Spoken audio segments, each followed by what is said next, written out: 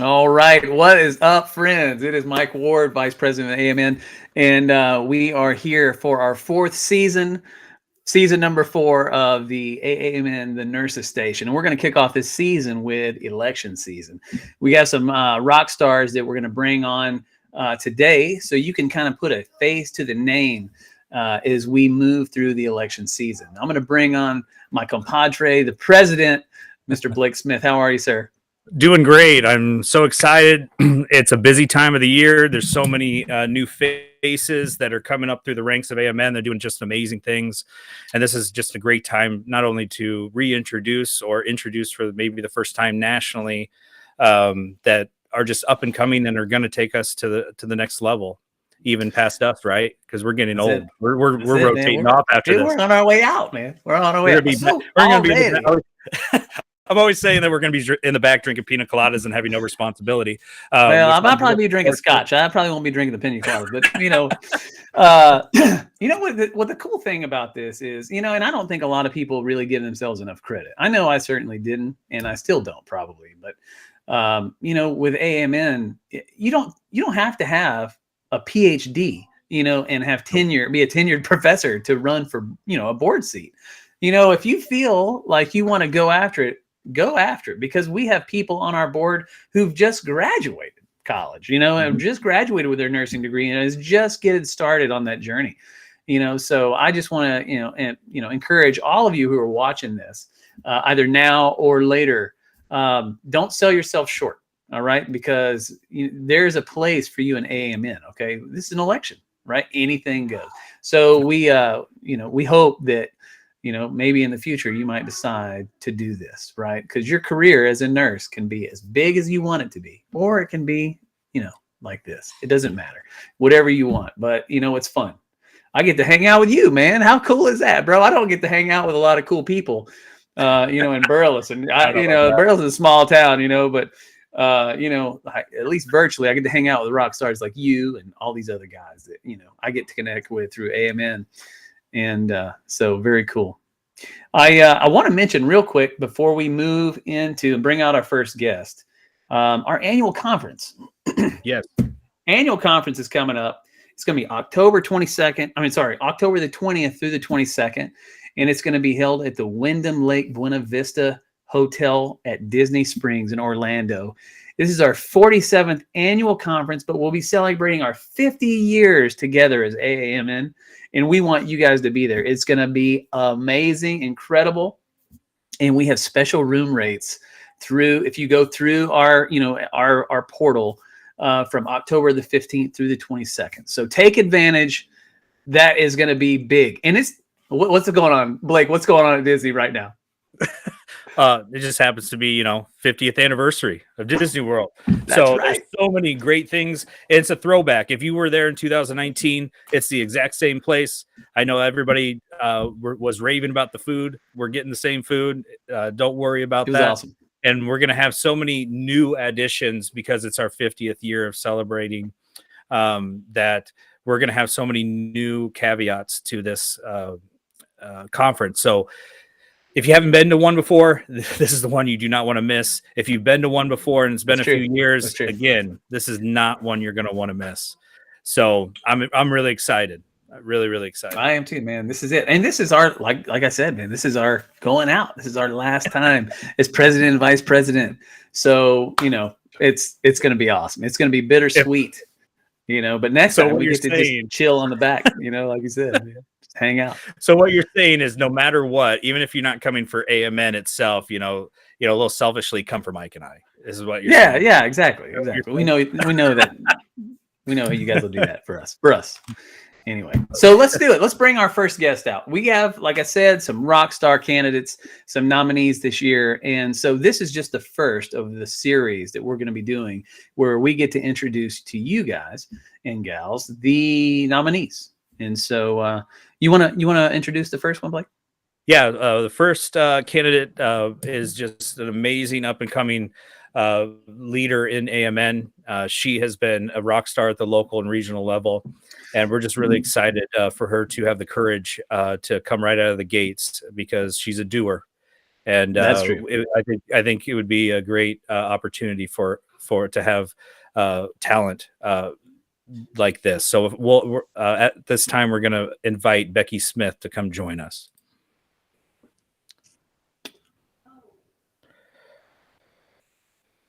There she is, Becky Smith. We could do a better job at everybody that's watching. We can do a better job at the bio, right? But we're not.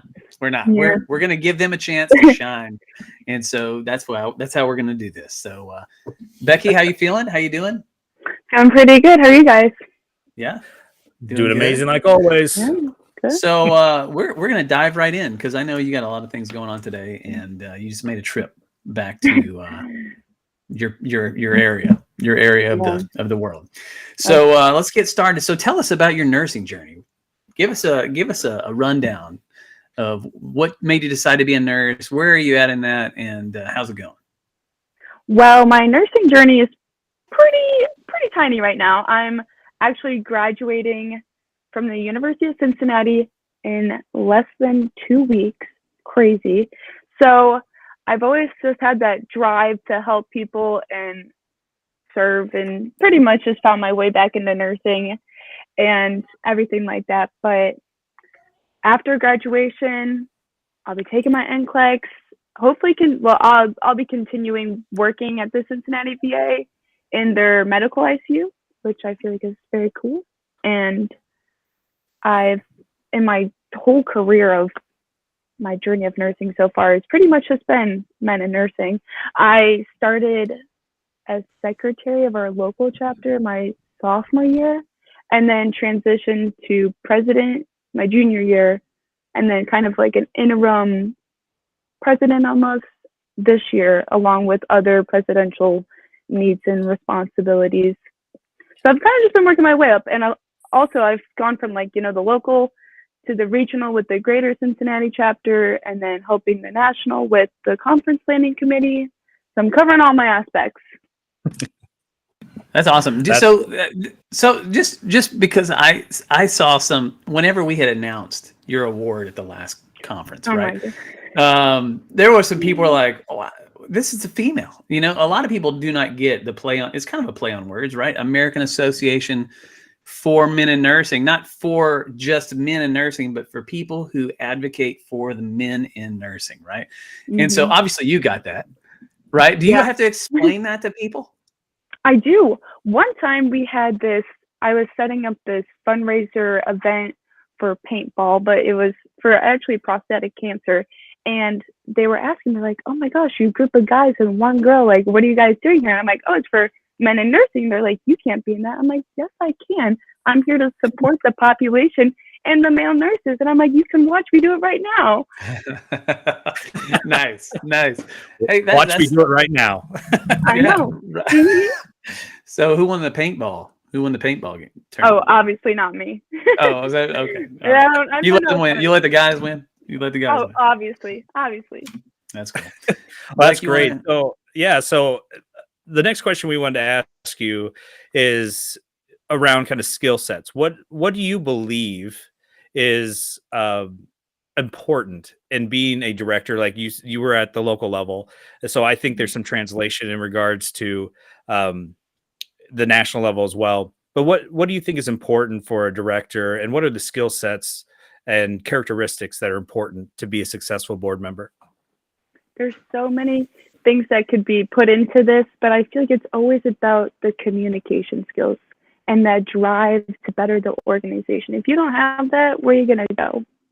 And you have to be adaptive and understand your board members. And I feel like as supporting the board and all that, you want to be able to function your opinion, but also support others' opinion, because it's not just about you, it's about the organization. And I know fresh out of school, I've got all my opinions, but I know from helping out with the national level now that I'm there to support you guys and what you have to say as well. Awesome. Very cool. Okay, well, listen, let me ask you this. To the point, what experience do you believe that makes you the perfect candidate? What experience do you bring to the table that makes you the perfect candidate, and the people are going to be like, that's easy. That's an easy choice right there. Yeah, I mean, what can I say? I'm young. I've got the female perspective. I've served on multiple positions in the local, regional, and national level now. I have served on the committee, so I kind of already know what it's like. I feel like I've seen the mission and values from the three different ways, like the three different tiers, that you just couldn't. I mean, wouldn't you want to have Becky Smith up there getting that girl power to help out the men? I love bravo. I Yeah, love oh the my fellow God, here. All right. So, All right. Look I out. do want to mention, because this last question, I know we're moving fast because we have so many people. But and before I mention the last question, for all of you that are on today, please put your questions in the chat. That we'll be able to. We want to make sure that your questions are answered as we do this. But my last question to you, Becky, is if I, as the president, or Mike, took these keys and gave it to the Ferrari to you in October, along with all the other board members, what is your vision? What do you feel that we could improve upon and take the organization to the next level? And what are the big things that you believe that you can contribute to? Mm-hmm. Well, obviously, I gotta put in the drive first, but I really want to take what we have in our mission and our values. They're the core of the organization, and start reaching out to like new grads like myself. I know that men in nursing is my family and why my nursing journey has been the way it is. And maybe we can build upon our mission and values and start reaching out through social media, bring it to the board, see what we can do to create to that younger generation. In times that are so, you don't know what's going to happen the next day at the hospital, you need that support system. And it could be through committees that we could be reaching out. And I know when I was president that I reached out from local to regional.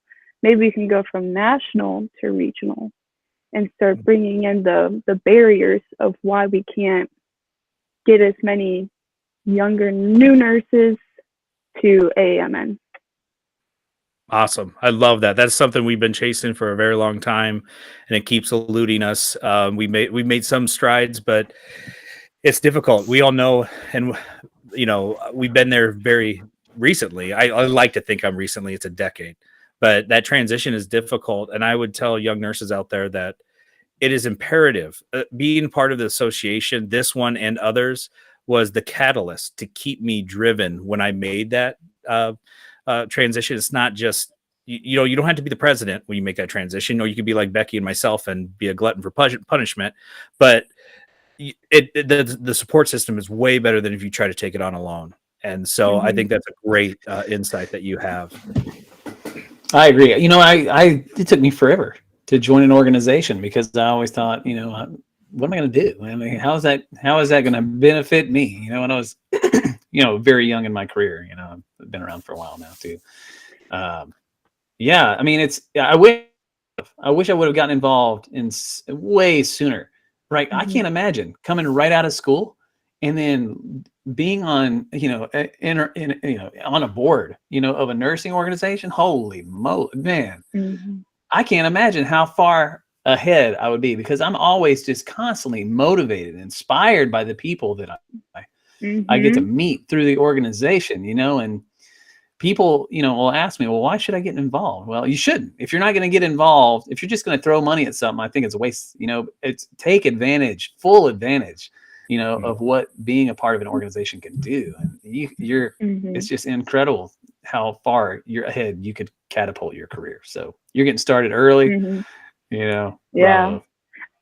Thank you. I know I was talking to a professor. I was like, do you think I should apply? And they're like, well, of course. Like, why wouldn't you? And think about how far you can be in 10 years. And that's all I could think about. I'm like, the sky's the limit. That's right. That's exactly right. That's what I say all the time. Sky's the limit. Yeah, well, all right. Becky, well, listen, I don't think we have any other. I'm looking at, and no other questions are coming through. We have some great comments. They're all comments saying how big of a rock star you are. James DeStolfo, he's actually the president of our Canadian chapter. And he is watching. Ian Saludares, greetings from New York. Great job, Becky. On and off signal still. Y'all inspire us too. Dr. Jason Mott, incoming president. Great job, Becky. That's it. We're gonna move on. We have other rock stars, and Becky, thanks so much for taking time. We know you're busy, and we appreciate you coming on. Appreciate it. Thank you so much. All right. I'll let you. All right. If you want to bring on the next one. You want me to bring one?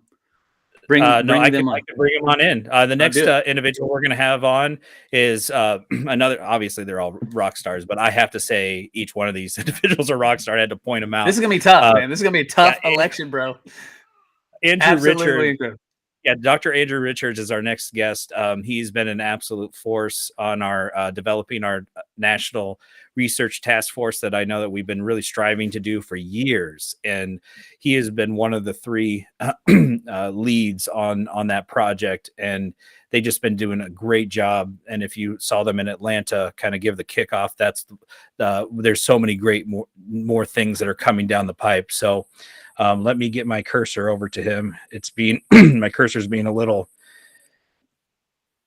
slow with everything I'm pulling off of my laptop right now. Let me get him into the stream here.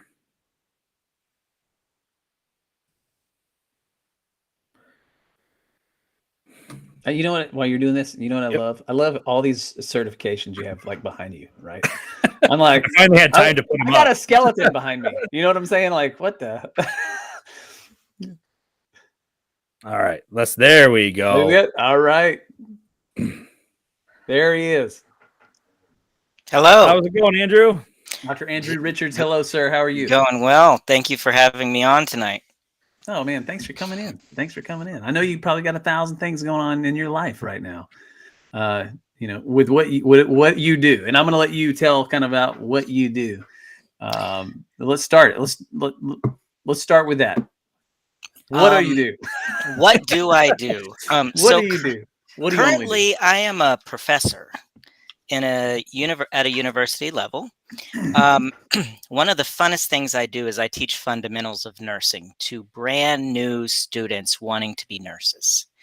And I get the joy and the privilege of working with them. My first day of class orientation, I teach with another professor. I show a slideshow. And on the slideshow, I show pictures of famous nurses. I show pictures of male nurses, female nurses, all different races and ethnicities. And I tell my students in each fundamentals class, there's a diverse group of individuals in my class, very diverse. And I say, each of you belong here. I want each of you to know that you belong in nursing. Nursing is big enough for you, whether you're male or female, Black, Hispanic, Asian, wherever your background, your religion, your age, you belong in nursing. Nursing is for you. I also teach statistics, and most students, when they come into statistics, roll their eyes and groan and say, oh no. But I try to make it fun enough where it's not quite as bad as it could be. I also teach a research course. Really excited about research, really excited about inspiring nurses to do research, to get involved, to further the profession, the science behind the profession and the knowledge base of that. And something else I do on the university level is I am a mentor to DNP students as they do their scholarly projects. I really enjoy working one-on-one with students as they're working and developing a project, implementing it, evaluating it, and defending it before their committee. So that's what I currently do. But I've only done that for the last 3 years. Before that, so next month, in May of 2022, it will have been 20 years since I graduated nursing school and I started working as a nurse. 20 years. Awesome. I'm feeling old. Say, I only got 10. I would never, ever. So you graduated when you were like 16. I mean, you went to the accelerated course. No, it's 21. I graduated 21. You can do the math. I'm old. But when I was in nursing school, I graduated from an associate degree program. When I was in nursing school, I never thought I would be an instructor. I never thought, I thought, man, my instructors, they're so smart. They have all this education. That would never be me. My grades weren't the greatest. I didn't know what was happening or anything like that. I wasn't the best student. 10 years later, I finished my bachelor's degree.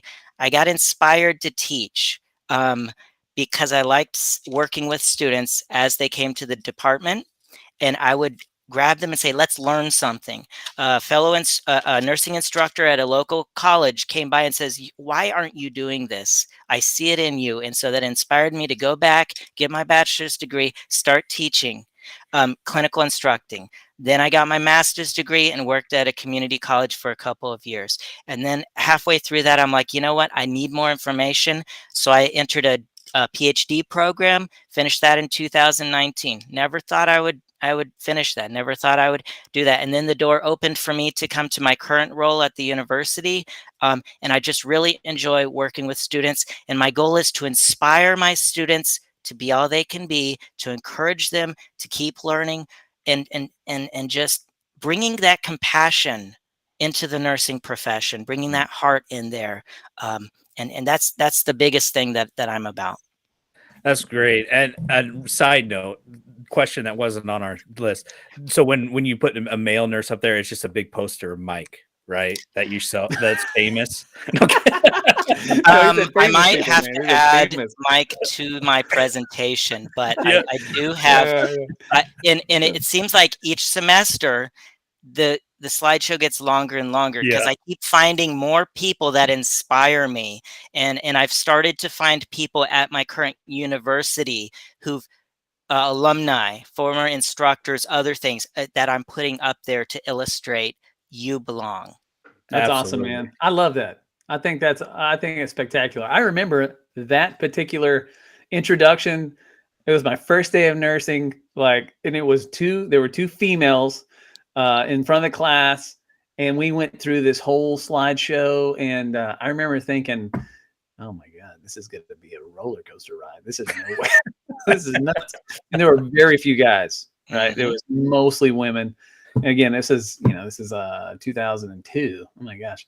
But yeah, I mean, yeah, that's awesome, man. I love how you do that. And then you just right off the bat, you make sure they are affirmed. You're affirmed. You were here. You're supposed to be here. That's awesome. Exactly. So I love your commitment, man. I actually know how committed he is, Blake. I think we have a picture of him on a treadmill. Oh, yes. I forgot about that picture. It made a video. On a treadmill. One of our video cuts. Working. Watching the I won a prize for this photo. I won the You did. Contest. It's all coming back to me. I wish we had that photo here. We could queue up, man. I don't have it. It was amazing. Definitely. I'll post it to the group website once I find it, so everybody can see that again. It was awesome. Okay. I'm going to go to the next question. Let's go to the next one. What do you believe is important in being a director, and are the characteristics, skill sets that are important in a board position? So any type of leadership, I believe one of the most important things is good communication skills.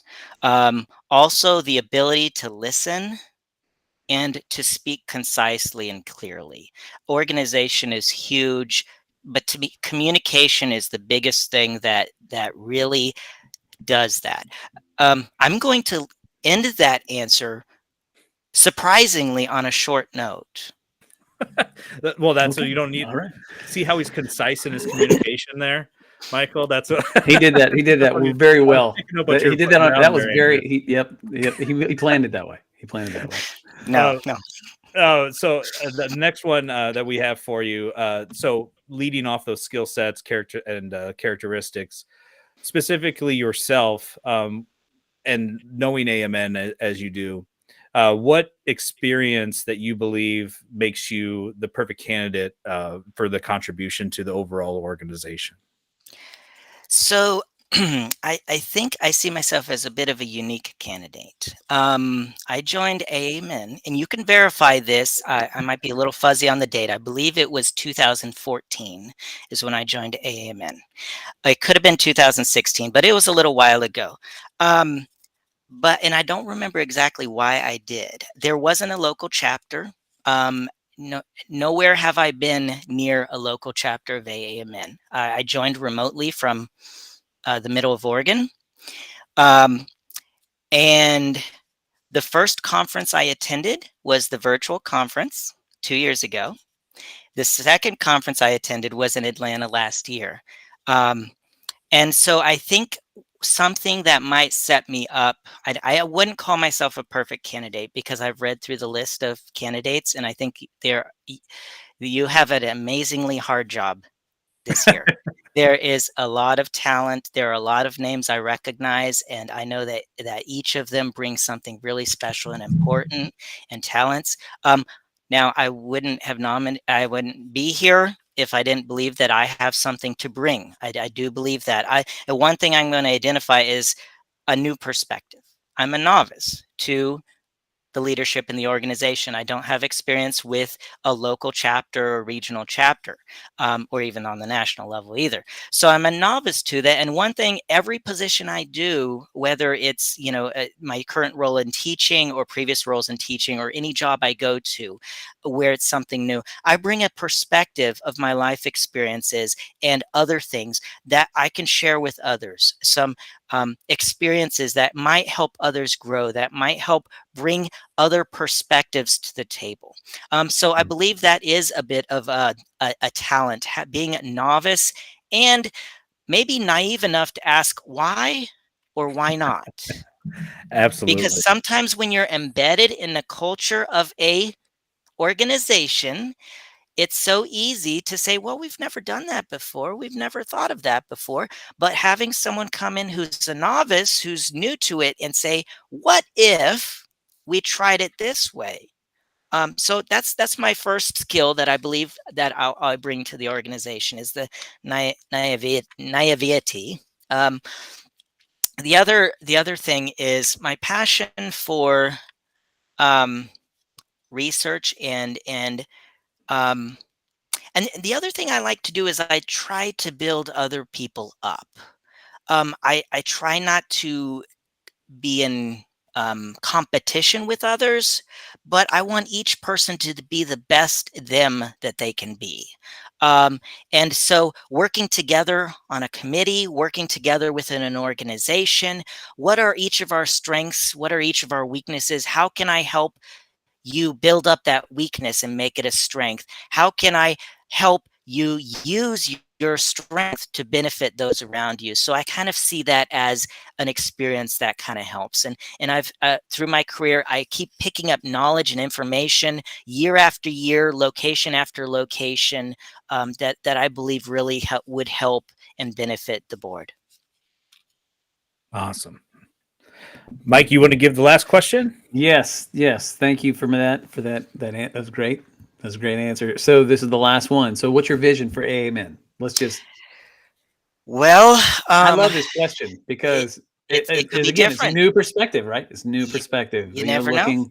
So I'm interested in what you have to say. Well, I'm going to give an answer. The first answer is going to be one you might guess, you might anticipate from previous interactions with me in Atlanta and otherwise. Research.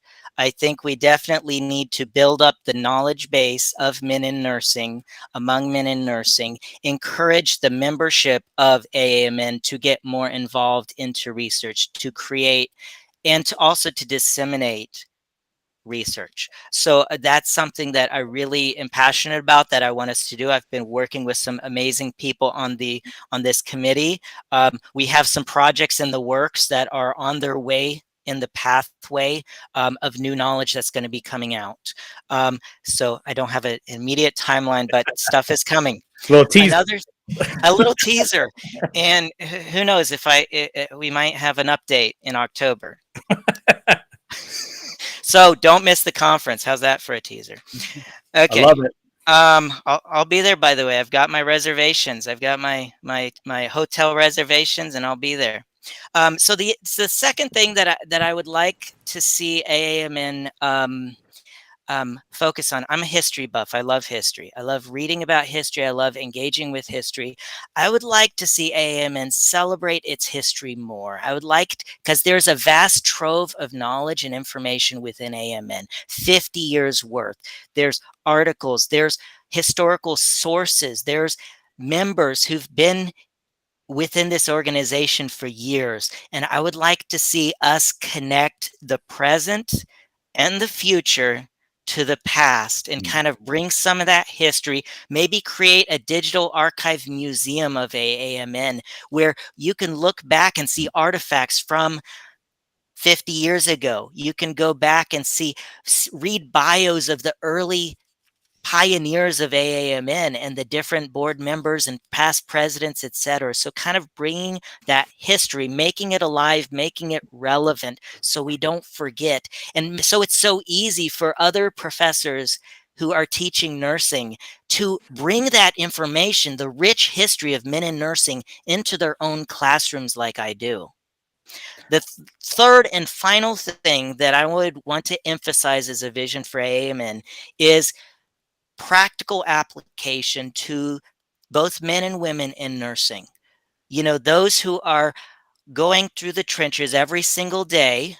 I did it for many, many years as an ER nurse, as an ICU nurse on the floor, every single day, every single shift. What does AAMN have for me? How can it help me? How can I give back to the organization as well? So kind of a way of connecting AAMN to the bedside nurse, to all nurses, no matter where they are, whether they're in the hospital, whether they're working in outpatient, in education, in leadership, no matter where they are. I would like to see some purposeful inroads between AAMN and each of these areas on practical help, how we can connect these things together. And I don't have all the answers or all the solutions, but I believe that if you get enough talented, knowledgeable people in a room together, you're going to come away with a lot of good information, and you're going to find some solutions.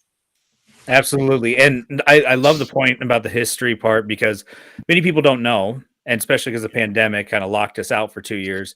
Boston University, we actually have an actual archive.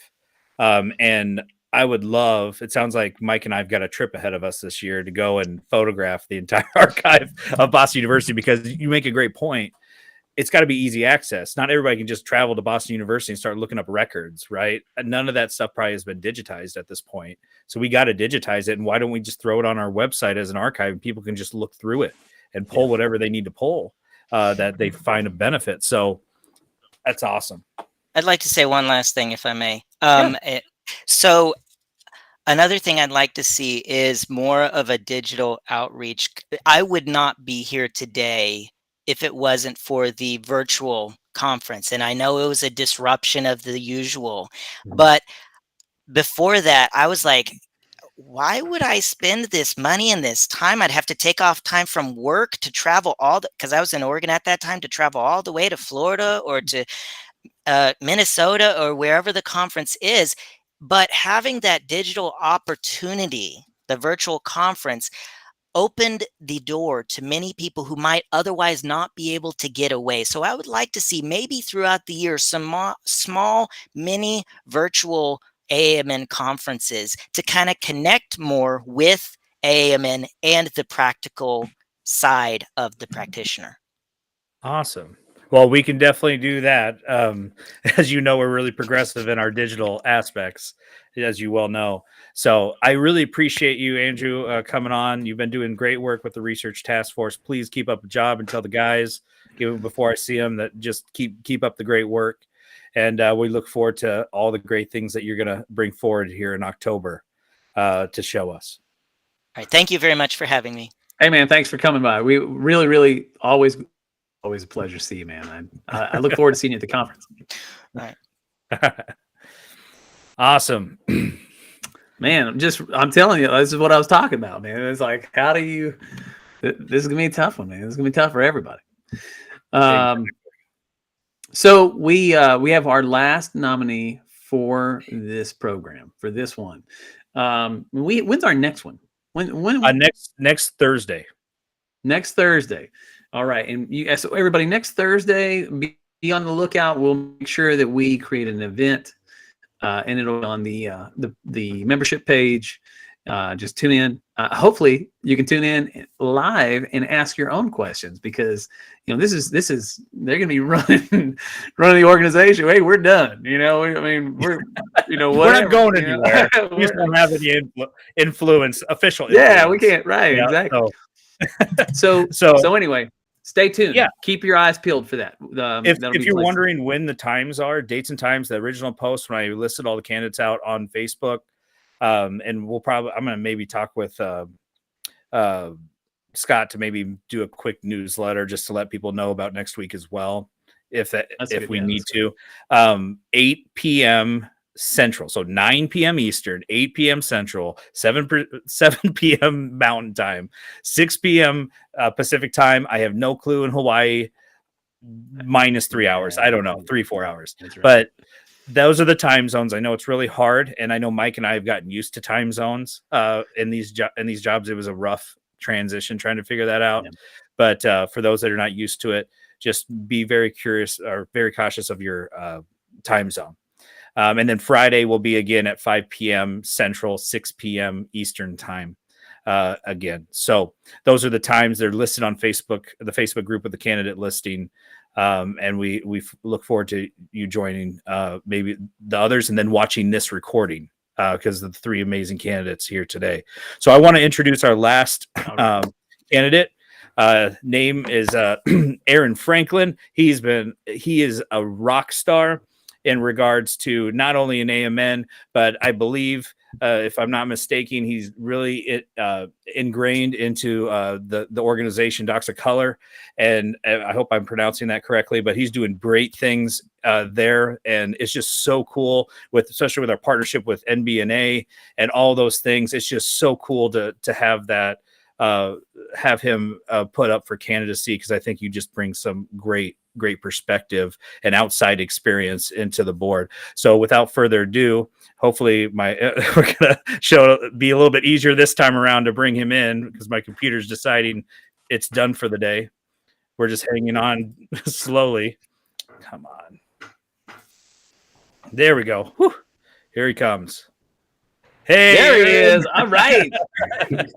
Dr. Aaron Franklin, how are you, sir? I'm doing well. I'm here at work still. I decided to, I guess, workaholic. End of my day, but kind of worked it in at the end of the day. How's it going with y'all?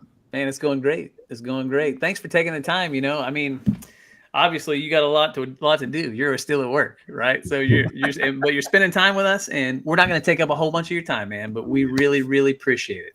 So I'm excited. It's a pleasure to be here. Yeah. So you want to go first, Mike? Yeah, man. Yeah. This will be an easy question. Tell us about your nursing journey. How'd you get here? Where are you at? What are you doing? So it's actually pretty interesting. So I'm from New Orleans originally, and my dad's a cop in New Orleans. So very interested mindset. Did he work with Steven Seagal? Was he with Steven Seagal? I think Steven Seagal was a cop in New Orleans for a little while. He's his partner. But I actually told my dad when I was in the single digits. I've been thinking about this when I was like 5, 6. I don't even know where it came from that I wanted to be a nurse, and he just kind of like belittled me, like the thought of no, you can't. And so my mindset was, okay, I'm going to be a doctor. So literally my whole childhood, my family has called me Dr. Franklin. Nobody in healthcare in my family. That's just the way it was. My parents actually put me into medical magnet high school. So like I started my 9th grade year through 12th grade in medical magnet courses, always one of the only men. So I've always been used to that. I started to volunteer at the hospital when I was 15. And then at the age of 17, I became a CNA while I was in high school, and still was going to school to become a doctor. It was funny. I started school actually in pre-med originally, and it actually took my dad, we got into an argument, and I don't argue with my parents. It was just like my dad has this he had it really bad back then, this toxic masculinity thing. And it kind of made me regress to think that when I actually wanted to be a nurse. Like I remember that when I was a child. And so I literally went and changed my major. And really? Nurse. Yeah. And so I graduated actually in Texas, because we actually moved to Texas after Hurricane Katrina, me and my mom. And then I moved to Chicago after I graduated, and actually been at Rush for like 8 years now. I actually started during Nurses Week of 2014. So actually next month will be my 8th year here. And it's actually been I feel like I've been sprinting these past 8 years, honestly. Started as a staff nurse on the orthopedic unit, where actually the director was a Black man who hired me, which I've never seen anyone who was in leadership. And so at that point, it made me feel like, oh man, I thought I had my goal of becoming a nurse, but now I got to he was a DNP and he was DNP and he was a unit director. So that was funny that many years down the line, I became a unit director with my DNP. It just showed That's how awesome. exposure really impacted me. Right. But That's right. that it actually went, like I say, it went pretty fast. I was doing nursing at the bedside for about 3 years. I actually worked float pool during that time because I was broke, honestly, and I needed extra money. But Float pool pays better. I'm gonna try to work 6 days a week because the money's good. But honestly, it gave me a wider perspective of the nursing division, and I was also a part of the unit advisory committees and voted to be the department rep, and then the shared governance structure. So that's what made me got the opportunity to meet a lot of people in senior leadership, and then from there I got the interim assistant unit director role, started the master's program because at that point I knew I was going to be in leadership. Transitioned into a hospital operations administrator role, which is similar to nursing supervisors in many organizations. So that was like insane. Like it was the craziest things that I experienced in that role, but it built me up. I felt like I got a coat of armor. Finished up the master's program while I was at an HOA. And then I actually started the doctoral program and started as a unit director on the general medicine unit at the same exact time. And it was like, what am I doing? But and then 5 months later, we went into the COVID pandemic. And so it was crazy time while being in school and going through all of that. And so as I was nearing the completion of my DNP, just trying to figure out what my next steps would be, because honestly, any transition that I made has always been about impact. So how can I make the greatest impact? I really love patient care, being at this bedside with my patients, like really love patient care. But when I became a charge nurse, I realized that, hey, you can impact many nurses and then when I became a unit director, you can impact many nurses to care for these patients. So as I went to the unit director role, same thing, thinking about impact. And so my last role, actually, I'm 6 weeks in, so I'm still fairly new. I just joined HR, which is actually pretty interesting. I'm a senior HR program manager. And a lot of the things that I'm going to be doing is looking at retention and pretty much being a voice for nurses and pretty much the whole organization, given I've been at this particular organization for like 8 years and been an employee and leader and all that stuff. So, man, I bet you got a crazy resume. I bet that sucker is 3 pages long, man. That's awesome. That's awesome. And that's very inspiring too, man. I mean, it's funny, that it's not, let me rephrase it. It's not funny. It's wild how just one person can just completely plant a seed and change the direction, the course of your entire life. It's wild. I mean, you chose at a very young age that you want to be a nurse. Well, who was a nurse that inspired you to want to be a nurse? You don't remember? No, I still to this day, I'm like, I don't know where that came from. Nobody in my family. But it was it. That was authentic. She became a nurse maybe right after me. Yeah. Imagine how many guys who may have wanted to be a nurse, but they were kind of directed to being a doctor because that's what men do.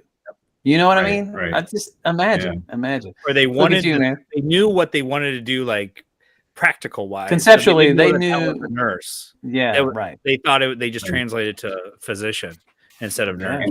And the funny thing now is, like, I am actually Dr. Franklin now. So I know, right? I'm like, hey, actually, your dad, I did get a doctorate. Okay, and I am a doctor. Well, cool, man. That's so great. That is a great story. I love it.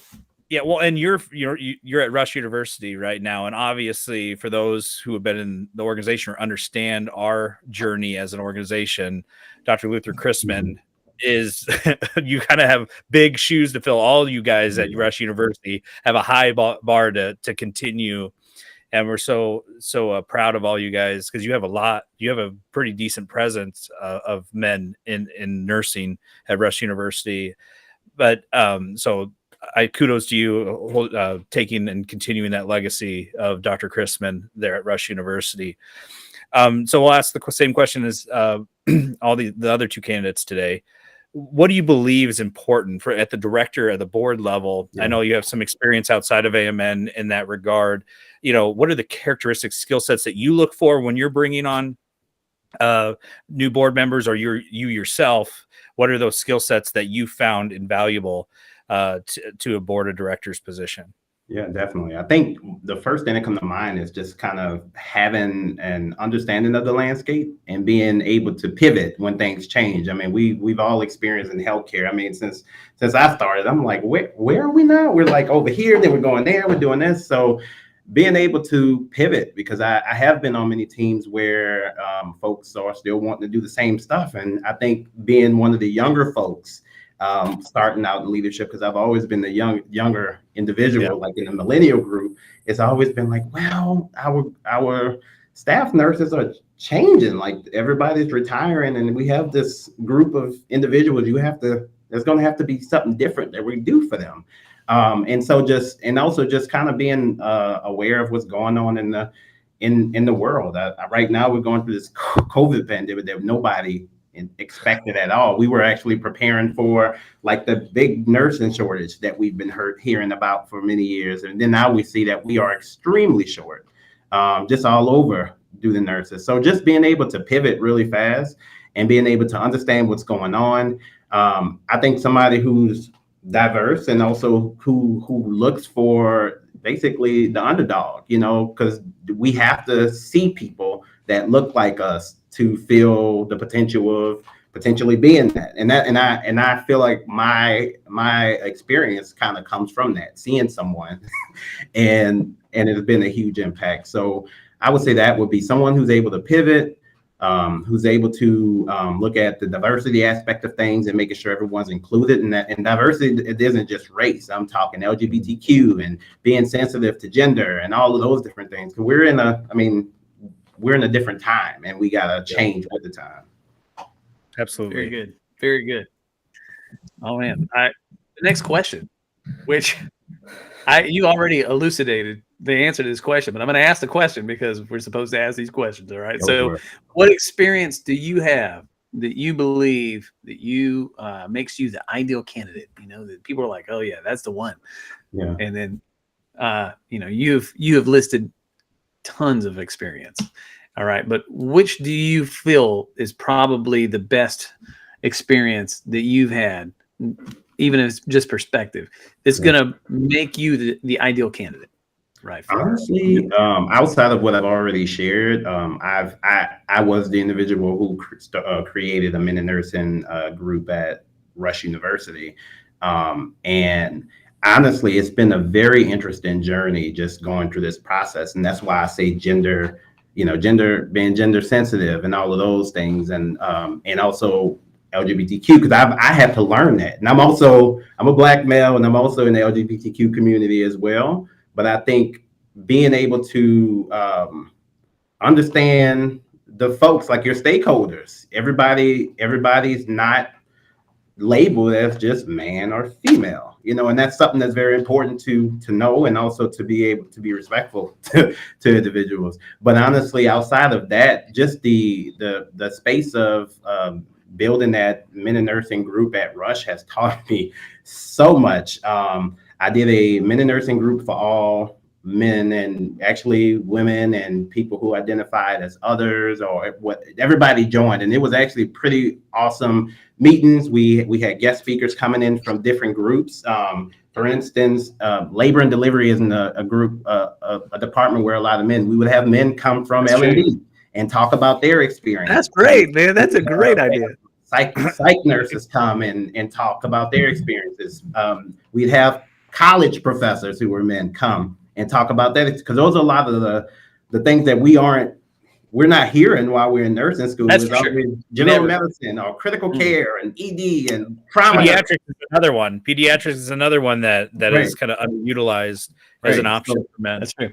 So we had those things, and I also had a faculty development course where I had the dean and all the faculty on a call, and I pretty much did the past, present, and future recommendations for men in nursing, and just saying that we want to continue to recruit and retain our men in the program, these are some things we have to look forward to. And I did a lot of research, because it was actually my DMP project.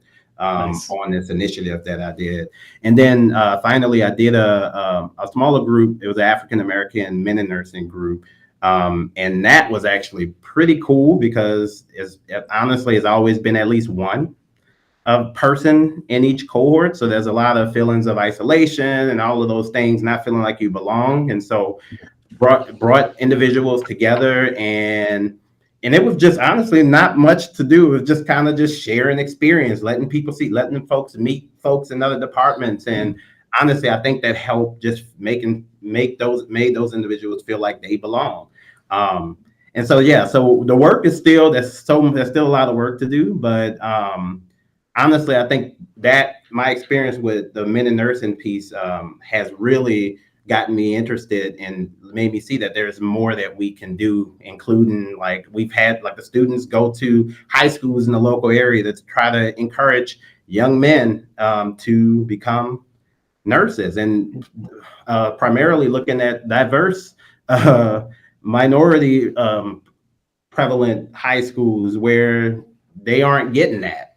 Yeah, Like yeah, that, that's true. nurses. So yeah, so I don't want to be long-winded, but yeah. So No, that's great, man. That's great. Listen, we're going to put you on the spot. We have a question from a viewer.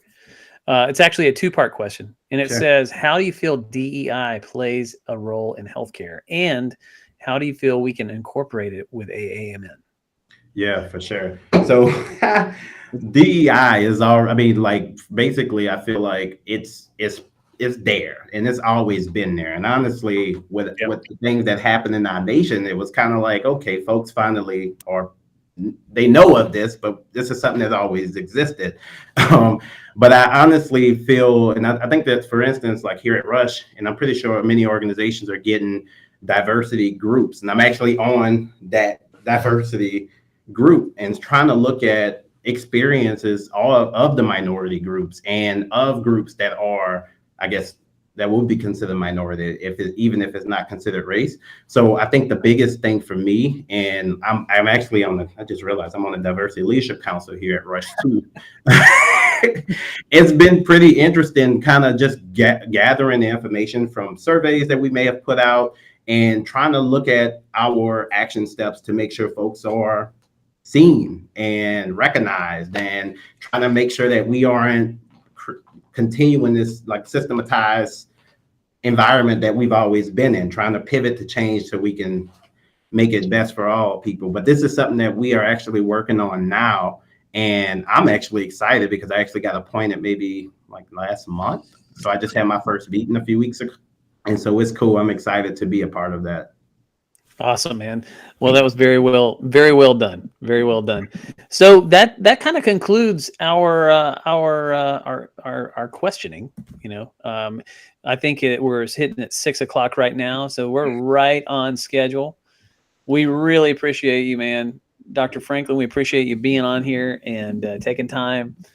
You have a tremendous pathway to where you are right now. It's amazing. Started out as a CNA in high school, man. How about that? Yeah, that is so wild, man. Well, listen, thanks again. And do you have any questions for us? Is there anything that you'd like to add here at the end, real quick? No, I think all right. I think I'm good. I'm excited to be a part of it and hope that I can really bring some really good energy and spirit and everything. You got the energy, my man. You're like you're right there with me, captain. Mike's like, take it down a notch. No, He's got it just like me. No, I'm not. Keep it up there, man. Keep it up there. All right. Well, hey, listen, everybody, thanks so much for joining us. And if you didn't catch the beginning, go back to the beginning. Watch the whole video. We have some great nominees here on this video. We have another program coming out next week.